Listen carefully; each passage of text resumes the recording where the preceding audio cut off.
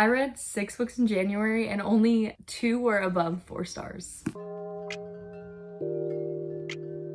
Hi, I'm Lacey. I love to read. Thanks for coming to my channel. I wanted to go over the books I read in January.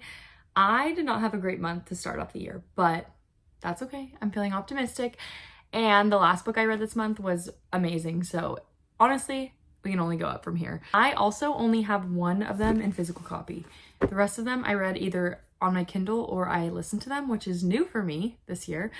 I tried out some audiobooks and I kind of liked them. So kind of, we'll get into that. But let's start with the books I read in January. Okay, the first book I read in January was A Stranger in the House by Sherry Lapina. I have read, I would say, at least 5 books by Sherry Lapina, and I am always underwhelmed in the twist. This book, it was about a person who thought a stranger was in their home, and it kind of goes through a crime that was committed, and I honestly don't want to say too much, but basically she thinks that someone's in their house and you get to find out. She also got into a car accident and she doesn't remember what happened the night of her car accident, and then it kind of all spirals from there. I just thought Sherry Lapina books for me are all that work for very little outcome. And I rated it 3.25. I don't think I've rated a single one of her books above 3.5. I just think it's time for me to stop reading books by her. I do think a lot of people like them, and I love that for other people. It's just not for me, and that's fine. But I started off the year with this and it just did not hit like I wanted it to. So yeah, we're just gonna move on from that, but it was fine. I would not recommend. The second book I read in January was actually an audiobook, my first audiobook ever that I've ever listened to, probably since I was in elementary school. And it was Twisted Games by Anna Huang. I rated the book 4 stars. However, the audiobook, if I had to rate it, I would say a 0. I could not get over the man's voice. I just couldn't. I actually could not deal with the way he spoke. It was too intense and too like gruff. And I know it was on purpose, but I couldn't take him seriously. Like, I wanted to laugh the entire time. And I cannot handle hearing what happens in romance books out loud. It was too much. But I did end up really liking Bridget, I think it's her name. Yeah, I really liked Bridget, and I liked the story itself. I just had to let myself get over the fact that I didn't enjoy the audiobook portion of it. And so that's why I was still 4 stars. I liked Twisted Love more, which is shocking because I hear the opposite, that most people like Twisted Games better, but I also wonder if I read it, if I would have liked it better. But it's too late. I already listened to it and I don't plan on going back and rereading it. So 4 stars is good enough. But it is about, I realized I didn't even say what it was about, but it's about Bridget, who is a royal from, honestly, I can't remember where she's from. But yeah, so she's a royal, and she kind of, it just leads after college what happens with her life. And it's a good book. Okay, the third book I read was Rouge by Mona Awad. I rated this book 3.25 stars.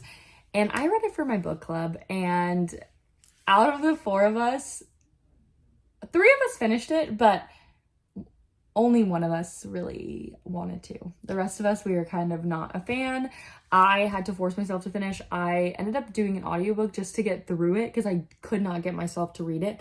The writing was so, if you like this type of writing, then I think you would have loved this book. But the writing just, it felt like it was almost like a stream of consciousness. Okay, I don't even know how to explain it. Basically, the writing style was just not for me. It was very interesting. I definitely think that if you have any interest in the premise, you should definitely try it and see if you like it. If you see the premise and you don't think it's up your alley or like your cup of tea, then just leave it alone. From my understanding, it was supposed to be like a Snow White meets Eyes Wide Open, I think is what it's called. And it's about the beauty standard and like how far people will go to look a certain way. I thought it was interesting at the end, but it was just weird. It was just weird to me. But if it sounds like something you'd like, go for it, and then let me know if you enjoyed it. But out of our book club, out of the 3 that read it, it was not getting high regards. And then my worst book of the month was You Shouldn't Have Come Here by Geneva Rose, which made me sad because I got back into reading by reading The Perfect Marriage by Geneva Rose. I saw it on TikTok, I ordered it, and then that's what kind of like set me on my way to reading more. But this book, I listened to it as well, okay? I listened to it as an audiobook. It's basically a romance gone wrong. But what I really, really think is that she had such a good idea and the execution was just so bad. And I don't think it needed dual POV. I think the whole point of thrillers and what makes it so good is the majority of them are in third person because you don't want to know their inner thoughts. The whole point is that we don't understand what they're thinking and what their history is and all these things. But we knew everything because the guy was talking to me and the girl.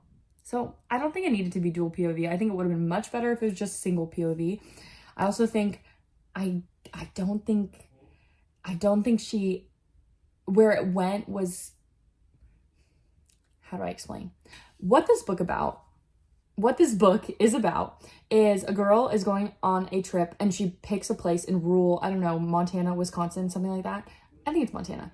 She goes to rural Montana and goes to this Airbnb and she has this host who's very involved. He'll cook for his host. He'll have them go on excursions with him and show him the small town, whatever. That's the premise. And you get to hear both point of view. I just felt it was so necessary to tell both of us. Then nothing was hidden. I was very much like, why are you telling me this? And then in the end, when there were some internal thoughts that got exposed that weren't talked about earlier, and I just thought, wow, you could have actually done that much better if you didn't focus on the stupid relationship part about it. I just thought it was such a waste of my time and I feel bad. But I don't think it's gonna turn me off necessarily to Geneva Rose. It's more of that book was a huge miss and I'll try again another time. But yeah, I definitely don't recommend. I don't recommend the audiobook. I don't recommend the book itself. I just think it's one you should skip. Okay, the 5th book that I read in January was Gone Tonight by Sarah Pekkanen, I think. I gave this book 3.75 stars. The premise is this woman and the daughter are very close, and the daughter kind of starts unveiling some secrets when she finds out her mom has dementia. No, Alzheimer's. Yes. She finds out her mom has Alzheimer's and she starts uncovering things. And so it didn't hit necessarily. I thought that as things kind of uncovered, it was kind of anticlimactic, but then also kind of intense at the end. I don't know. It was not my favorite. I thought that the beginning was just way too long and drawn out, and then a lot happened towards the end, and I felt like we could have got there faster and we didn't need to waste all this time in the beginning, and maybe we could have done more towards the end. But I did think that it's an easy one. If you really have nothing to read and this one's available on Libby, go for it. But I definitely think Sarah Pekkanen, goodness gracious. I think Sarah Pekkanen has a lot of better books, and so I'd recommend going for The Golden Couple, or I just read The Glass House. I thought that was better. I just think this one was one of her less interesting thrillers and less well done ones. And last but certainly not least is 7 Year Slip. This book was my choice for the book club. I kind of knew that it was a book I wouldn't pick up unless it was for a reason, because I'm not a huge fan of fantasy magical realism. I don't really know why, but I think that might be changing because this book was amazing. I thought the writing style was similar to the whimsicalness of Frederick Bachman, which is my favorite author. So that really pulled me in. Anyways, so I thought it was just really whimsical and really adorable. It's a romance book about a magic apartment where you sometimes get put 7 years either in the past or in the future. And so I thought that it was so good. It was so good. I was hooked probably from the first few chapters. I just love the writing style. I'll definitely read more by Ashley Poston. I will say I rated it 4.75, and that's because I felt the ending was kind of rushed. I don't know. I felt there was a lot of things happening that were really helpful, and it was really good to hear, and I felt it was very reflective. I kind of went through crisis after reading this book because a lot of things, it's kind of one of those books where a person feels stuck in their life and then they do things to change it. And so I was feeling that way. And so when I read this, I was like, oh my God, I need to change my whole life. And I still kind of feel like that. But anyways, it's not about me, it's about the books. But it was so good. So she went back in this apartment. She met someone from 7 years prior. And it was just beautiful. It's like a warm hug. The color of it is my favorite color. It's a beautiful book. Actually, it's kind of orange. My favorite color is yellow. But it's a beautiful book. On the outside, on the inside. I understand why a lot of people love it. I don't really understand why people hate it because it's just so cute and whimsical. I don't know. I just thought it was really good. And it was about like how people can change and it's okay to change, but sometimes life changes you and the things you go through can kind of change your outlook and change parts of you, and that's not necessarily a bad thing, but it's also a thing to keep note of. And I don't know, try to not let life get you down too hard. But it was so good. I definitely recommend this. Honestly, if you pick any book from this entire video, please make it be 7 Year Slip. The rest of them you could probably go without. Those are my January reads. I'm hoping for a better reading month next month, but I definitely love this book and it might be on my list to reread in the future. So yeah, those are the books I read in January. Thank you so much for coming to my channel. I hope you enjoyed this video and you can tell me what you read in January and what you're looking forward to reading in February. And I hope I'll see you in the next one.